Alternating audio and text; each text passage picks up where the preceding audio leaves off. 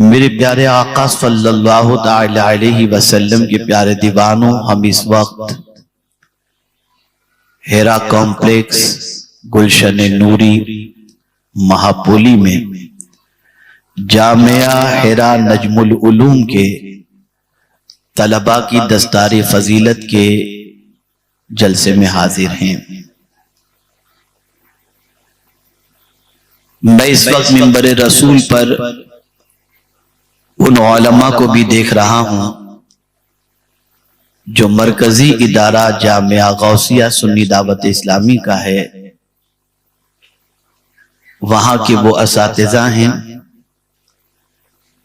जिनका दिल इस वक्त बाग बाग हो रहा होगा कि उनकी बारगाह में जान व अदब तय करने वाले बच्चे आज बेहतरीन आलिम दीन बनकर जामिया हेरा नजमुल उलूम के अंदर दर्स व तदरीस के फराइज को अंजाम दे रहे हैं और साथ ही साथ उम्मत मुस्लिमा को ऐसे बासलाहियत उलमा हुफ़ाज़ और कुर्रा की टीम दे रहे हैं जो इंशाअल्लाह अज़ीम मुस्तकबिल में तारीख दिलों को जगमगाने के फराइज अंजाम देंगे। मैं ज्यादा वक्त नहीं लूंगा, लेकिन मुख्तसर से वक्त में चाहूंगा कि आप मुकम्मल तवज्जो के साथ मेरी बातों को समाअत फरमाएं, इसलिए कि मैं उस तरफ आपकी तवज्जो को मबजूल कराना चाहता हूं जो इस वक्त इर्तिदाद के दरवाजे को खोले हुए है। इस वक्त पूरी दुनिया के अंदर मुसलमान की एक सोच बन रही है और वो सोच साइंस के सिलसिले में, दुनियावी इल्म के सिलसिले में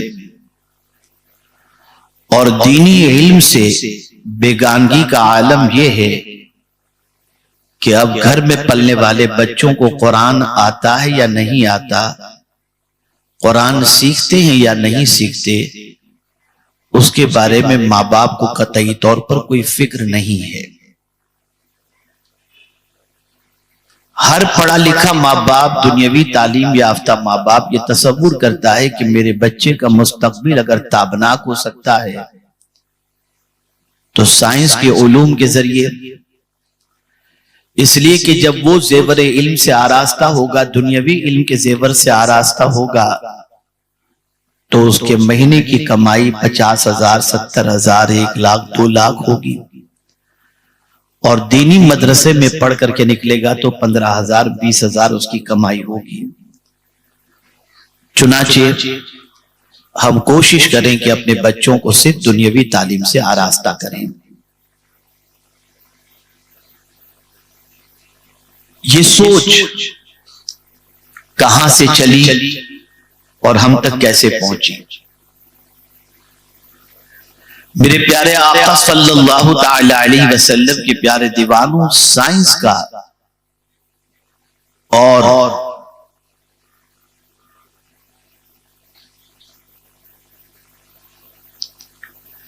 ईसाई मजहब के मानने वाले पादरियों के दरमियान इख्तिलाफ हुआ। जो ईसाई मजहब के पादरी, जब साइंस और रिसर्च का दौर चला तो उन्होंने अंधी तकलीद का हुक्म दिया, गौर व फिक्र और रिसर्च से बचने के बारे में कहा और ये कहते हुए नजर आए कि साइंस की वजह से लोग ईसाइयत छोड़ देंगे और लोगों का ईसा अलैहिस्सलाम से मुताल्लिक अकीदा कमजोर हो जाएगा और मजहब शिकस्त खा जाएगा साइंस के मुकाबले में, इसलिए ये इल्म हासिल न किया जाए। लेकिन दुनिया ने देखा और आज भी देख रही है कि उन पादरियों की एक भी न चली और आज सिचुएशन ये है कि मैं पूरे चैलेंज के साथ कहता हूं, हिंदुस्तान ही नहीं मगरिबी दुनिया के आप ईसाइयों की इबादत गाहों में जाकर के देख लें तो वहां पर चर्च में जाने वालों की तादाद बहुत कम ना के बराबर होगी, बल्कि आज चर्च बिक रहे हैं, मुसलमान खरीद रहे हैं और उसे मस्जिद के अंदर तब्दील कर रहे हैं। सवाल ये पैदा होता है कि आखिर पादरियों ने रिसर्च के बारे में और तहकीक के बारे में क्यों मना किया? वजह ये थी कि उनका जो फेथ है, उनका जो अकीदा है तकलीफ के सिलसिले में, वो अकीदा इतना कमजोर है कि उन्हें डर था कि आदमी जरा भी गौर करेगा तो ये अकीदा हमारा उनके सामने वाक़ई होगा, तो हलक में उतरने वाली ये बात नहीं है।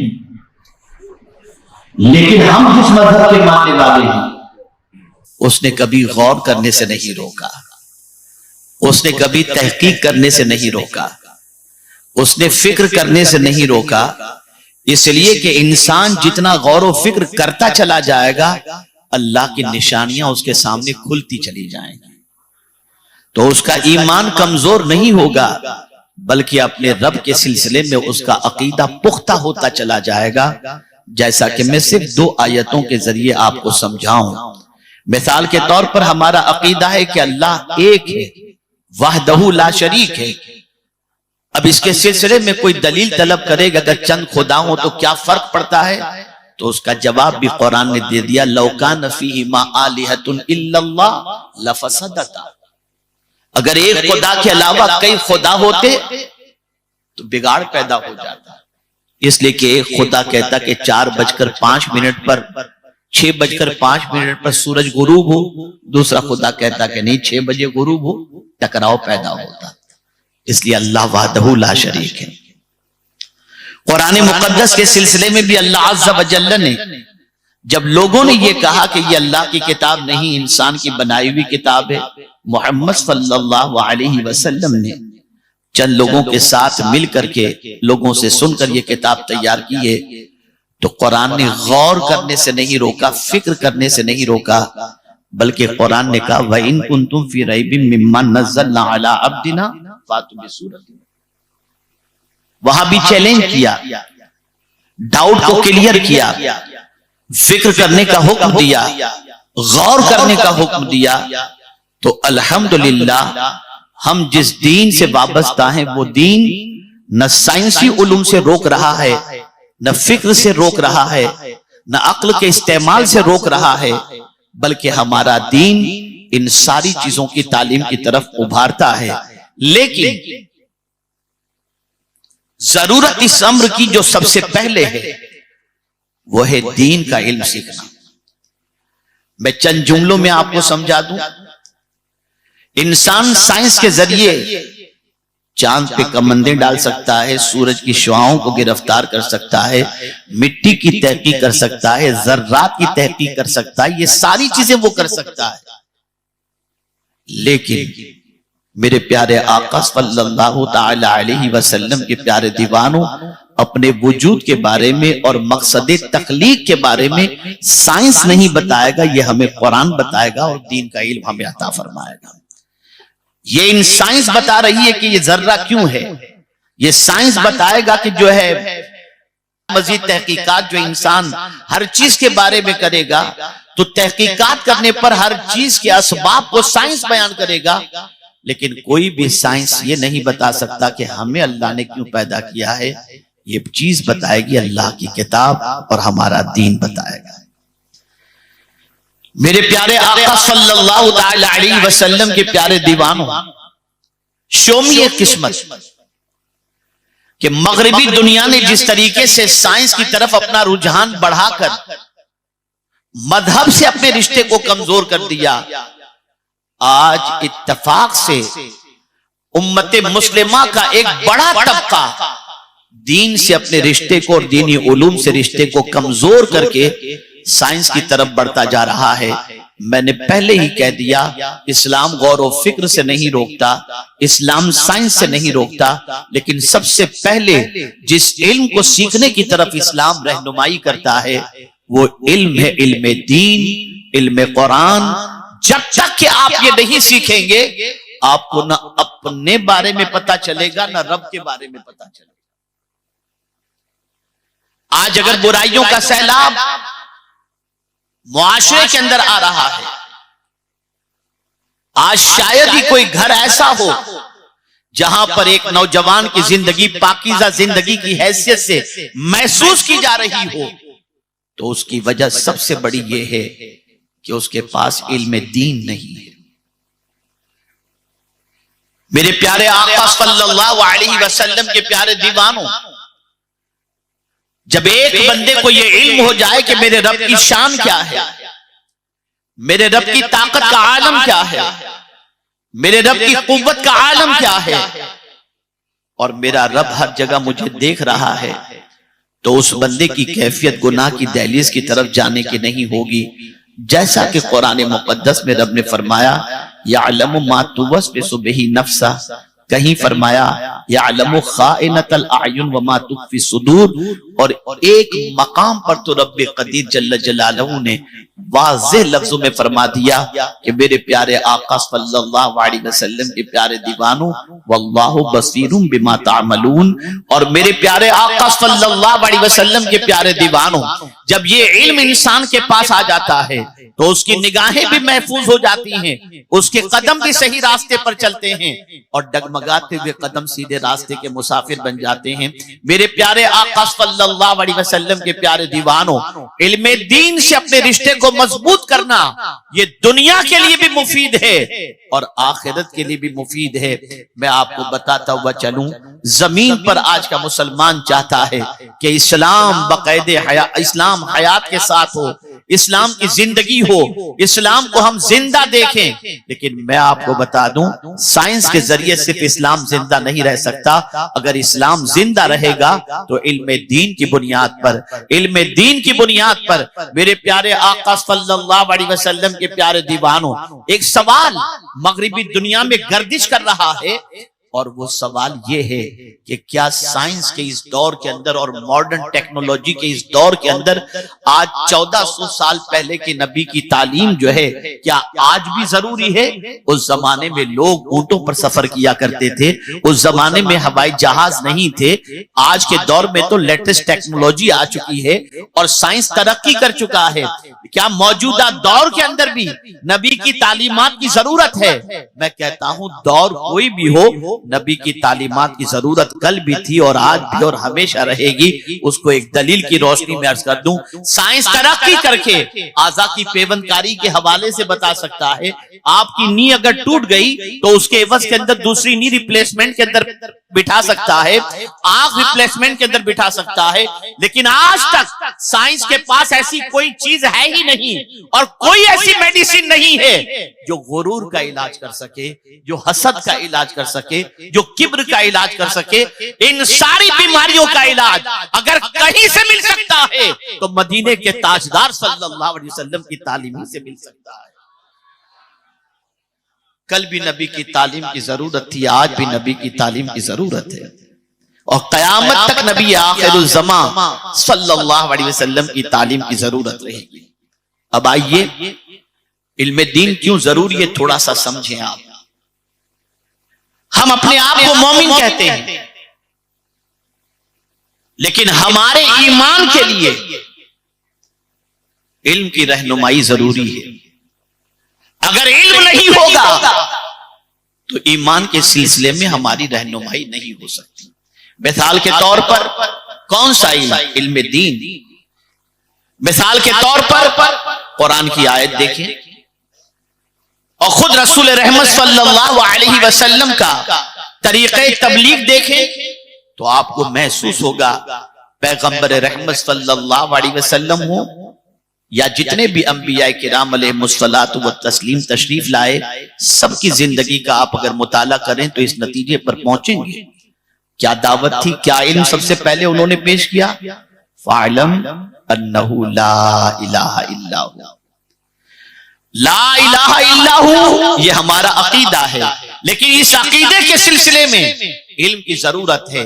इल्म अगर है तो इल्म ईमान के सिलसिले में हमारी मदद करेगा, और अगर इल्म दीन नहीं है तो आज जिस तरीके से मुसलमान अल्लाह की कुव्वत के बारे में न जानने की बुनियाद पर, अल्लाह की अजमतों के बारे में न जानने की बुनियाद पर, अल्लाह के इल्म के बारे में न जानने की बुनियाद पर, अल्लाह की ताकत को न जानने की बुनियाद पर आज का मुसलमान न जाने कहां कहां जाता है, और मुस्लिम बच्चियां न जाने किन किन जगहों पर जाकर आबरू भी गंवाती हैं और सब कुछ गंवाती नजर आती हैं। वजह सबसे बड़ी ये है कि आज का मुसलमान अपने रब की ताकत के बारे में नहीं जानता, आज का मुसलमान अपने रब की कुव्वत के बारे में नहीं जानता, आज का मुसलमान अपने रब के ईमान की रब कदीर जल्ल जलालहू के इल्म के बारे में नहीं जानता, आज का मुसलमान रब कदीर जल्ल जलालहू की तदबीर के बारे में नहीं जानता। मैं सिर्फ अल्लाह अज़्ज़ व जल्ल की तदबीर और अल्लाह अज़्ज़ व जल्ल किस तरीके से अपने बंदों के लिए निजाम तरतीब देता है और निजाम बनाता है, इसको मैं आपको एक वाक़े के जरिए समझाऊं। आप जरा सोचें, कुरान उठा करके देखें। हजरत मूसा अलैहिस्सलातु व तस्लीम की हयात तैयबा हमारी निगाहों के सामने है।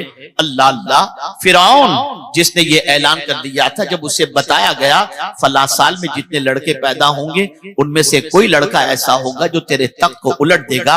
अल्लाह अकबर, उसने ऐलान कर दिया, जासूसों को लगा दिया, इंटेलिजेंस को लगा दिया, जितने घरों के अंदर लड़के पैदा हो उनको कत्ल कर दो। आज की माँ लड़के के लिए दुआ करती है, लेकिन मूसा अलैहिस्सलातु वस्सलाम की वालिदा ने अल्लाह की बारगाह में फिरौन के कहर की वजह से ये दुआ की कि वो उम्मीद से थी, दुआ करती है कि अल्लाह मुझे बेटी अता फरमा, ताकि बेटी होगी तो फिरौन के जुल्म से बच जाएगी, बेटा होगा तो फिरौन कत्ल कर देगा। लेकिन अल्लाह अकबर, कुदरत की तदबीर यही थी, कुदरत यही जानती थी और बेहतर जानने वाली। उसने हजरत मूसा अलैहिस्सलाम को पैदा फरमाया। अब मां डर रही है कि फिरौन के महल तक इत्तला पहुंच गई कि मेरे घर बेटा पैदा हुआ है, तो फिरौन मेरे बेटे को कत्ल कर देगा, मेरी गोद वीरान हो जाएगी। मां के दिल में तकलीफ थी, एहसास था, डर था, फियर था। अल्लाह अकबर, रब कदीर जल्ल जलालहू ने प्लान बताया, मंसूबा बताया। इंटेलिजेंस अपना काम कर रही है, लेकिन कुदरत का निजाम अपनी जगह पर, उसका मंसूबा अपनी जगह पर। और ये जुमला याद रखिएगा, हम जो चाहे वो नहीं होता, अल्लाह जो चाहे वही होता है। अब आप देखें, हजरत मूसा अलैहिस्सलाम की वालिदा से फरमाया गया कि लकड़ी का एक संदूक बनाओ, जब तुम्हें डर महसूस हो कि तुम्हारे बेटे को कोई कत्ल करने के लिए आएगा, तुम इस संदूक के अंदर अपने बेटे को डालकर दरियाए नील के अंदर डाल देना। मां है, नन्हे से बच्चे को दरियाए नील के सुपुर्द करने के सिलसिले में फियर होता है, डर होता है, घबराहट होती है कि मैं डाल दूंगी तो क्या होगा पता नहीं मेरे बेटे के साथ। लेकिन कुर्बान जाइए उनकी अजमतों पर, जब रब ने फरमाया इन्ना रादूहु इलैक व जाइलूहु मिनल मुरसलीन, बेशक मैं इसको तुम्हारी तरफ लौटाऊंगा और रसूल बना करके लौटाऊंगा। जब रब कदीर का ये इरशाद उन्होंने सुना तो फिर अक्ल के दरवाजे को बंद कर दिया और यकीन के दरवाजे को खोल दिया कि ये कहने वाली कोई और जात नहीं है, ये वो रब कह रहा है जिसके दस्ते कुदरत में सब कुछ है। अल्लाह अकबर, उन्होंने हजरत मूसा अलैहिस्सलाम को संदूक में डाल दिया और संदूक में डालते ही वो संदूक तैरता हुआ फिरौन के महल तक पहुंच गया। फिरौन के महल का एक हिस्सा ऐसा था जहां पर दरियाए नील की तरफ सीढ़ियां बनी हुई थी और फिरौन और उसकी बीवी वहां बैठ करके दरियाए नील से लुत्फ उठाते थे, उसकी मौजों से लुत्फ उठाते थे। शाम का वक्त था, निजाम देखिए, मेरे रब की प्लानिंग देखिए। दोनों वहां पर बैठे हुए थे, मियां बीवी, औलाद कोई भी नहीं थी फिरौन के यहां। बड़ी दवाइयां इस्तेमाल की कि औलाद हो जाए, मौला को औलाद नहीं देनी थी, नहीं हुई। दोनों बैठे हुए हैं, इतने में ये तैरता हुआ संदूक सामने आ गया। टाइमिंग की सेटिंग देखिए, जब उनका बैठना था तभी मेरे मौला ने संदूक भी वहां पर भेज दिया। और जब संदूक पहुंचा तो फिरौन परेशान हुआ, अपने हवारियों को बुलाया, कहा संदूक निकालो, ये क्या है, कहां से आया, क्या है इसके अंदर। संदूक लाया गया, जब खोला गया तो उसके अंदर हजरत मूसा अलैहिस्सलाम एक नन्हे से बच्चे की शक्ल के अंदर जलवा फरमा थे, चेहरे से नूर जाहिर हो रहा था। बीवी समझ गई कि ये लड़का है, अभी मेरा शौहर कत्ल कर देगा, तो बीवी ने फौरन कहा ला तक़तुलू, इसको कत्ल मत करना। ये निजाम कुदरत है। सारे पैदा होने वाले लड़के कत्ल कर दिए गए, लेकिन मेरे मौला को मूसा को बचाना था, तो जहन भी लोगों के तब्दील कर रहा है, प्लानिंग भी चेंज हो रही है। और आप कुर्बान जाइए मेरे रब की अजमत पर कि जब बीवी ने अपने शौहर से कहा कि इसे कत्ल न करना, वो बीवी की बातों में आ गया, ठीक है हम इसे अपना बेटा बना करके रखेंगे, और लेकर के अपने कमरे में गए। अब सवाल ये पैदा होता है कि इन्हें दूध कौन पिलाए, इसलिए कि उसकी बीवी तो कभी बच्चे पैदा ही नहीं की थी, दूध तो था नहीं उसके पास। ऐलान कर दिया गया कि एक बच्चा हमारे घर में कोई दूध पिलाने के लिए आए। औरतें आ गईं, लेकिन कुर्बान मेरे मूसा अलैहिस्सलाम की अजमत पर भी किसी का दूध हजरत मूसा ने नहीं पिया, किसी का दूध नहीं पिया। हजरत मूसा अलैहिस्सलाम की वालिदा ने हजरत मूसा अलैहिस्सलाम की बहन को, जो जवां साल थी, उनसे फरमाया जाओ और ये संदूक कहां तक पहुंचा, क्या मामला है, इत्तला मिली है कि फिरौन के घर तक पहुंच चुका है, जरा जाओ जाके हालात का जायजा लो। सीधी सादी भोली भाली बनकर ये बहन गई, देखा तो वहां पर बहस चल रही थी, दूध कौन पिलाए। जितनी दूध पिलाने वालियां आई थी, किसी का दूध हजरत मूसा ने नहीं पिया था। वो नन्ही सी बच्ची कहती है कि मुझे मालूम है एक औरत यहाँ ऐसी भी रहती है जिसका दूध सब बच्चे पी लेते हैं, अगर तुम कहो तो उस औरत को लाया जाए। सबने कहा बहुत खुशी की बात है। हजरत मूसा की बहन गई घर और जाकर के अपनी वालिदा से कहती हैं अम्मी जान चलें, और चल करके मूसा अलैहिस्सलाम को दूध पिला दें।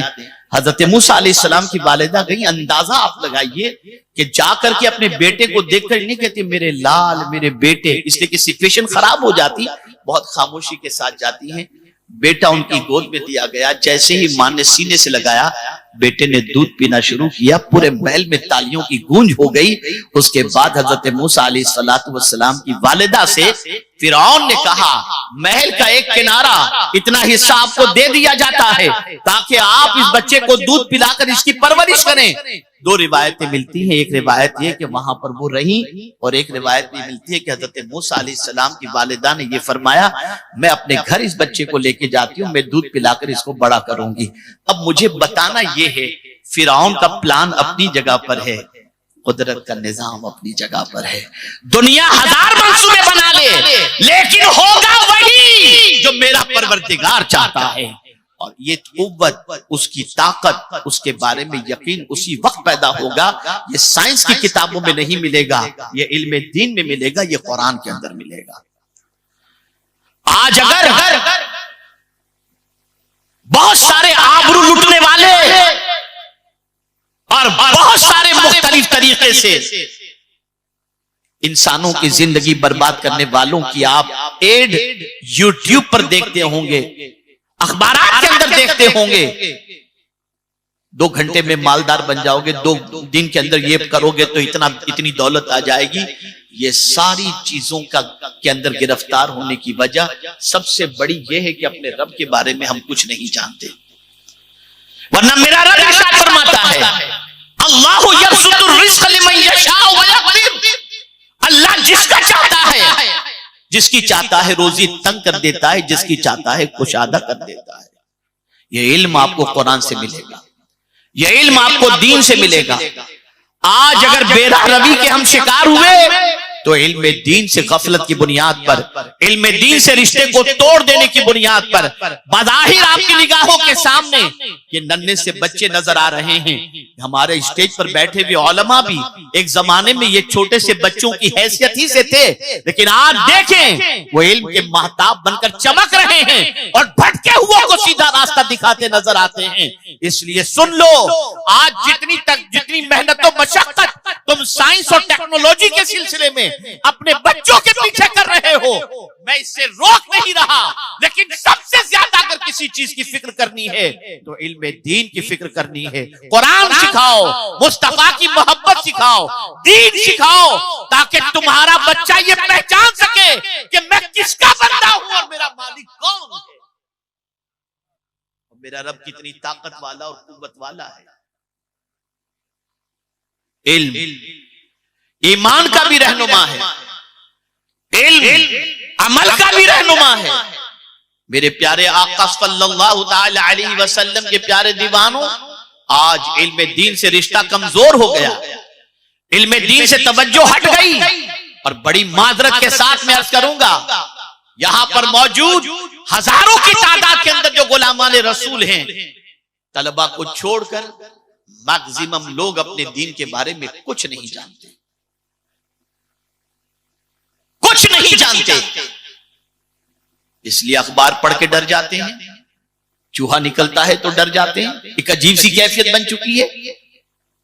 मेरे प्यारे आका सल्लल्लाहु ताला अलैहि वसल्लम के प्यारे दीवानों, मानता हूं कि कभी कभी हालात और खबरें ऐसी होती हैं जो इंसान के कल्ब को बेचैन कर देती है। लेकिन मैं आपको मीडिया के हवाले से बताऊं, जब रसूल रहमत सल्लल्लाहु ताला अलैहि वसल्लम जंगे बद्र के बाद अबू सुफियान को हुजूर ने चैलेंज किया था। अबू सुफियान ने कहा था आइंदा साल दोबारा हम यहां आएंगे। सरकार ने कहा था ठीक है। रसूल रहमत सल्लल्लाहु ताला अलैहि वसल्लम ने अपने सहाबा को आइंदा साल की तैयारी के अंदर मसरूफ कर दिया। 6 महीने के बाद मक्के के अंदर अबू सुफियान को पता चल जाता है कि मुस्तफा जान रहमत सल्लल्लाहु अलैहि वसल्लम अपने गुलामों के साथ तैयारी में लगे हुए हैं। देखिए मीडिया का इस्तेमाल कैसे होता है।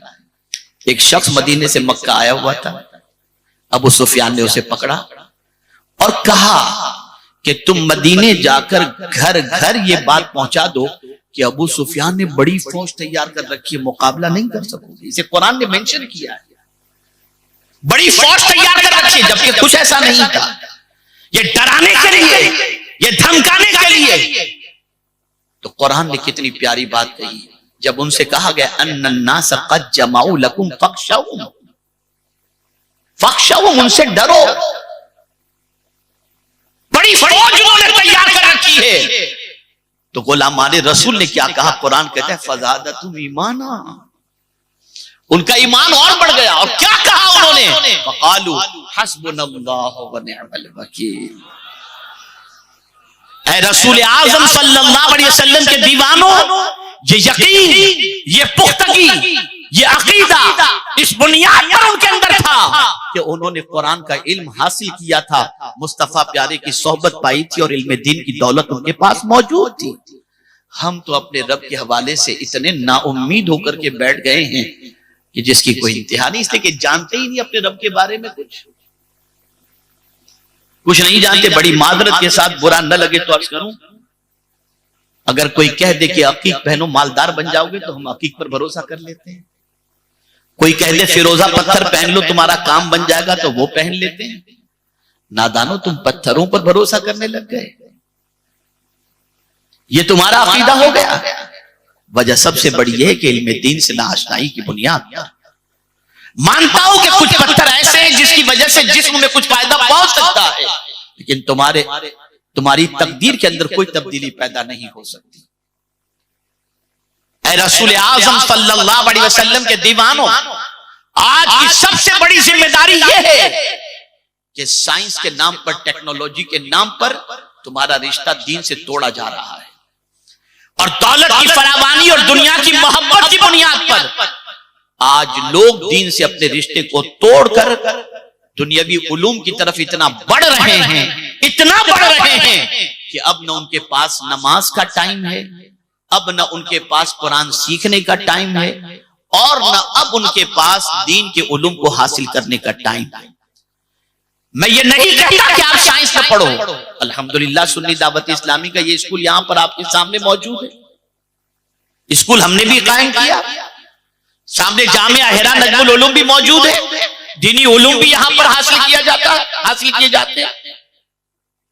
मैं दुनियावी उलूम का मुखालिफ नहीं हूं, लेकिन आप जानते हैं जब रब की पहचान हो जाए और दुनियावी उलूम के जरिए कोई साइंसी तहकीक अगर आप करेंगे तो आप में गुरूर नहीं आएगा। तारीख बताती है हजरत सुलेमान अलैहिस्सलातु व तस्लीम के सहाबी ने जब एक बड़ा काम अंजाम दिया, और वो कौन सा काम, तख्त बिल्किस को लाकर के हजरत सुलेमान अलैहिस्सलाम के सामने पेश कर दिया, जो मनोटन का और सैकड़ों मील की दूरी पर था।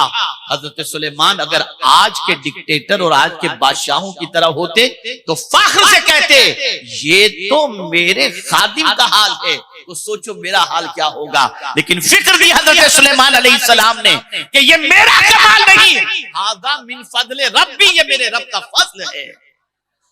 इसलिए कि इल्म दीन था उनके पास।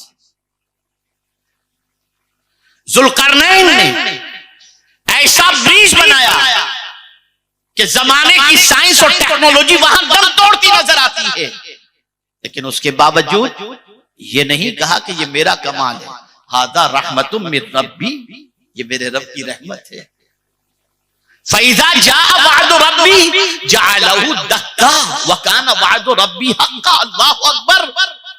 ये नहीं सोचा कि ये मेरा ब्रिज परमानेंट रहेगा, जब रब का हुक्म आएगा तो ये खत्म हो जाएगा, इसलिए कि मेरे रब का वादा हक है। ये उस वक्त आदमी कहता है जब उसके पास तौहीद का इल्म मौजूद हो, अपने रब के बारे में जानता हो। ऐ रसूल आजम सल्लल्लाहु अलैहि वसल्लम के दीवानों, जरूरत इस अम्र की है कि आप इल्म दीन से अपने आप को माला माल करें। आपको खुद की शनाख्त भी होगी और खुदा की मारिफत की दौलत भी नसीब होगी।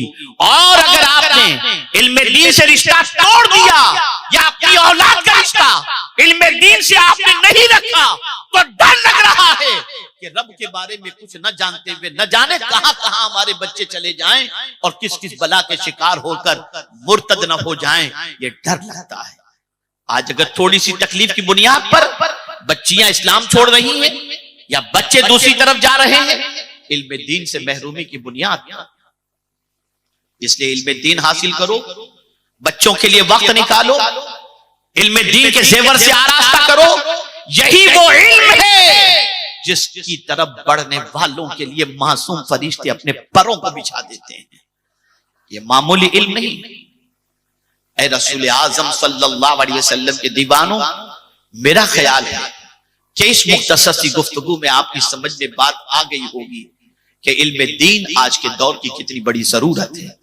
ये नहीं कि आप कॉलेज कायम न करें, ये नहीं कि आप हॉस्पिटल कायम न करें, ये नहीं कि आप स्कूल कायम न करें, ये सब कुछ करो, लेकिन सबसे पहले इल्म दीन की फिक्र करो कि बच्चा कुरान पढ़ना जानता है कि नहीं जानता, बच्चा नमाज के मसाइल जानता है कि नहीं जानता, बच्चा अपने रब के बारे में जानता है कि नहीं जानता। ये सारी चीजों का इल्म, बच्चा अपने नबी के बारे में कुछ जानता है कि नहीं जानता, ये सारे उलूम अपने बच्चों को सिखाना जरूरी है। अब आखिरी बात अर्ज कर दूं, ईमानियात में से ये चीज है, बल्कि अल्लाह पर ईमान लाने के बाद सेकंड दर्जे पर जो चीज रखी गई ईमानियात के अंदर, आमनतु बिल्लाहि व मलाइकतिही व कुतुबिही व रुसुलिही वल यौमिल आखिर। ईमानियात के अंदर आखिरत। आप मक्की जिंदगी में देखें तो पैगंबर रहमत सल्लल्लाहु अलैहि वसल्लम ने तौहीद और आखिरत पर बंदों को बहुत ज्यादा संवारा। जब आपको इस चीज का इल्म हो जाएगा कि मरकर खुदा को जवाब देना है, एक एक चीज के बारे में पूछा जाएगा। अल्लाह अकबर। रहमत आलम सल्लल्लाहु अलैहि वसल्लम तशरीफ फरमाते, एक को हुजूर ने बुलाया, हदीस के अंदर नाम नहीं आया, रजुल आया। एक आदमी को हुजूर ने बुलाया और फिर एक आदमी को बुलाया। एक आदमी से हुजूर ने फरमाया, इस आदमी को इल्म सिखाओ। सिखाने वाला उस आदमी को लेकर इल्म सिखाने के लिए गया। बैठे कुछ दिनों के बाद जब इस आये करीमा पर वो पहुंचे, सिखाने वाले, फमन यामल मिस्काल ज़र्रतिन खैरन यरा, सीखने वाले ने ये सुनकर कहा बस अब मेरी समझ में बात आ गई। वो सिखाने वाले हुजूर के पास पहुंचे और अर्ज करते हैं, या रसूल अल्लाह सल्लल्लाहु अलैहि वसल्लम, जिसको आपने सीखने के लिए भेजा था उसने ये आयत करीमा सुनने के बाद कहा कि अब मेरी समझ में बात आ गई। सरकार आप इस सिलसिले में क्या फरमाते हैं? आका करीम सल्लल्लाहु अलैहि वसल्लम ने फरमाया, ईमान उसके सीने में रच बस गया। आप जरा सोचो, क्योंकि जिसको ये यकीन हो जाए कि मरकर मेरे मौला की बारगाह में जर्रे जर्रे का हिसाब, एक एक पल का हिसाब देना है, और इस पर उसका यकीन पुख्ता हो जाए, फिर वो बंदा गुनाह की दहलीज पर कदम नहीं रखता। हम तो आखिरत फरामोशी के शिकार हो गए। नींद में भी सोचते हैं कि शायद गद्दी के नीचे से 2-4 लाख आ जाएंगे। ये हाल हो चुका हमारा। मोहब्बतें दुनिया में इतने गिरफ्तार हो गए कि आखिरत का तसव्वुर भूल गए। वत्तकू यौमन तुरजाऊन, कुरान कहता है डरो उस दिन से जब अल्लाह की तरफ तुम पलटाए जाओगे। हम भूल गए। अब आखिर में सिर्फ 2 जुमले अर्ज कर दूंगा, मेरी गुफ्तगू आपकी समझ में आई हो या दिल में बैठी हो या न बैठी हो, लेकिन ये 2 जुमले जिंदगी भर याद रखिएगा। नंबर 1, मौला अली। आज देखिए इतनी गुफ्तगू होती है, तकरीरें होती हैं, इल्ला माशाअल्लाह हमारी कौम पे कोई फर्क नहीं पड़ता। मौला अली करमल्लाहु ताला वजहुल करीम से किसी ने पूछा कि कीमती इंसान कौन है, कौन सा इंसान कीमती? तो मौला अली करमल्लाहु ताला वजहुल करीम ने फरमाया जिसके अंदर एहसास जिंदा हो वो कीमती इंसान। एहसास जिसके अंदर जिंदा हो। हमारा एहसास भी मर गया, गुनाह करने के बाद एहसास गुनाह भी नहीं रहा, एहसास मुर्दा हो चुका है। और इसी के साथ एक दूसरा जुमला आपकी समातों के हवाले करता हूं, जिंदगी में कभी भी किसी को अजियत न पहुंचाना। इसलिए कि मौला अली करमल्लाहु ताला वजहुल करीम इरशाद फरमाते हैं, उस रात से डरो जिस रात बंदा तारीकी में तुम्हारी शिकायत तुम्हारे रब से करे। आज अगर ताकतवर होकर तुम कमजोरों पर जुल्म कर रहे हो, लेकिन वो कमजोर तन्हा होता है, बेबस व बेकस होता है, लेकिन उसका विजदान अंदर से कहता है मेरा भी तो कोई मालिक है, और रात की तन्हाई में उठकर अपने रब से वो शिकायत करता है। मौला अली फरमाते हैं उस बंदे की ज़बान से निकलने वाली शिकायत से डरो जो बंदा रात की तन्हाई में अपने रब से तुम्हारी शिकायत करता है। खबरदार, न किसी को सताना, न किसी को अजियत पहुंचाना, न किसी को तकलीफ पहुंचाना। अपनी जिंदगी को नफा बख्श बनाओ, दूसरों को नफा पहुंचाने वाली बनाओ। मैंने अभी हमारे चंद इदारे के तलबा और उलमा तशरीफ फरमा थे, मैंने मौला अली का एक और कौल पेश किया, उसे सुन लीजिए और मैं अपनी गुफ्तगू को खत्म करता हूं। मौला अली करमल्लाहु ताला वजहुल करीम इरशाद फरमाते हैं जब तुम 40 के हो जाओ,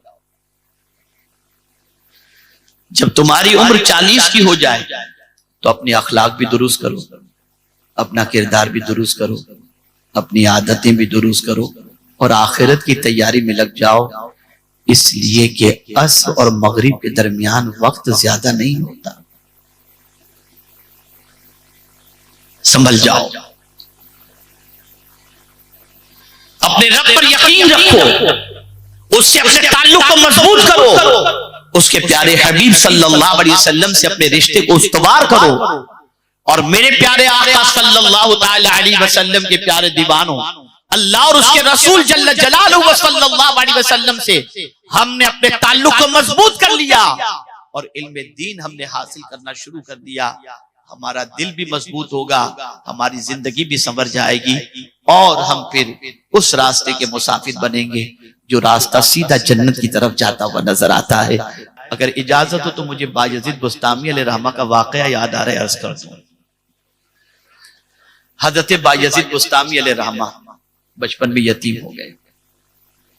यतीम हो गए, बचपन में आदमी होता है। 6 साल की उम्र में मां ने सोचा कि क्या किया जाए। किसी ने मां को मशवरा दिया, फला जगह पर एक बुजुर्ग रहते हैं, दरस व तदरीस के फराइज अंजाम देते हैं, अपने बेटे को वहां छोड़ के आओ। मां की तड़प देखिए, मां अपने बच्चे को लेकर जाती है। बायजीद बुस्तामी अलैहिर्रहमा, नन्हा सा बच्चा है, मदरसे पहुंची। पहुंचने के बाद अल्लाह वाले को देखा और कहा कि देखिए इसके वालिद का इंतकाल हो गया है, मैं एक तमन्ना लेकर आपकी खिदमत में हाजिर हुई हूं। फरमाइए माई क्या तमन्ना?